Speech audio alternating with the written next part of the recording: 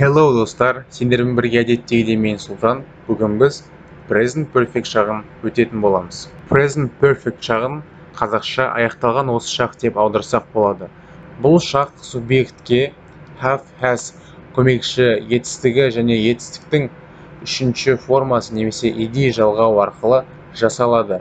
Болымды сөйлеуді жасау үшін жіктеу есімдіктеріне I, you, we, they-ға have көмекші етістігін және етістіктің үшінші формасын қолданамыз. He, she, it-ға has етістік үшінші формасы немесе ed. Сұраулы сөйлем құраған кезде көмекші етістік алдына шығып кетеді де қалғаны орында қалады. Have, I етістік үшінші формасына жауап берген кезде yes жіктеу есімдігі көмекші етістік have немесе no, I haven't. Have not, оны haven't деп қысқартсақ болады. Has he етістік үшінші формасында жауап бергенде yes, he has, no, she has not немесе hasn't деп қысқартамыз. Болымсыз сөйлем құрастырған кезде not сөзі жалғанады да have not болады. You have not, we have not етістік үшінші формасында ed жалғауы немесе. Оны haven't деп қысқартамыз. He, she, it-та hasn't болып қысқарады. Ағылшын тілінде етістіктерді екі түрге бөлсек болады: дұрыс етістіктер және бұрыс етістіктер.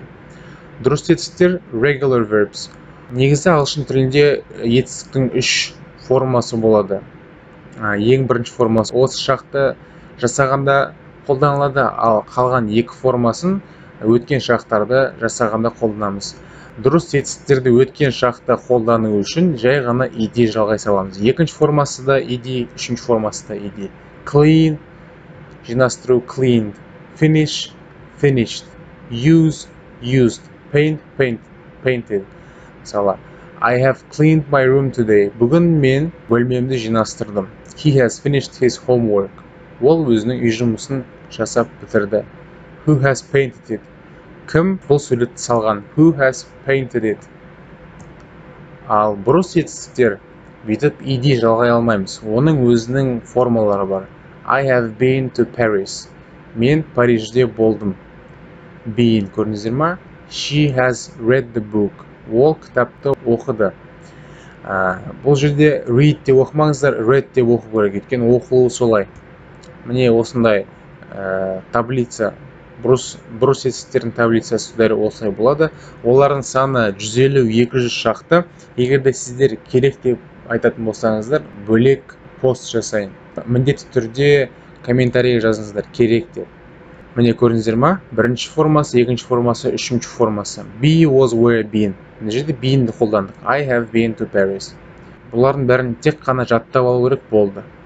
Дәл осы үш сұрақтың көмегі арқылы present perfect шағын қолдансақ болады.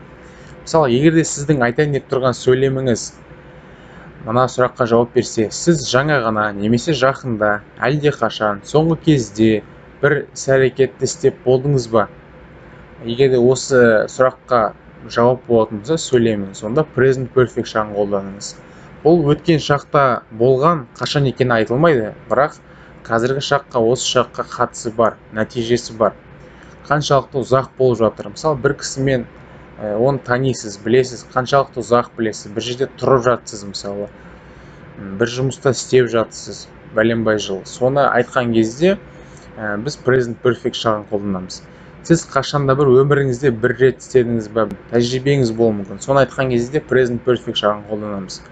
Көмекші сөздер бұл шақта сөйлемдерді құрағанда көмекші сөздер болады. Олар just, жаңа ғана, already, әлде қашан, recently, жақында, lately, соңғы кезде, never, ешқашан, so far, әліде, және тағы басқа сөздер қолданылады. Мысалдар қарастырайық.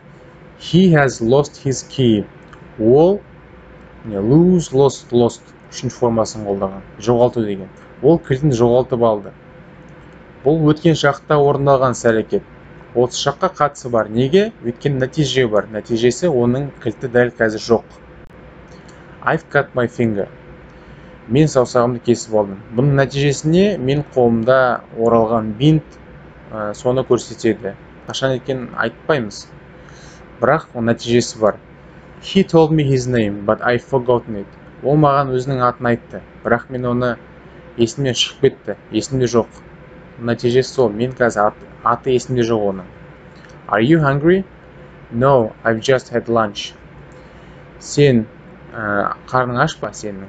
Жоқ, мен жаңа ғана түскі асымды ішіп алдым. Нәтижесі менің қарным аш емес. Бірақ қашан екен айтылмайды. Just деген ғана қолдана салды. Don't forget to pay your electricity bill. I've already paid it.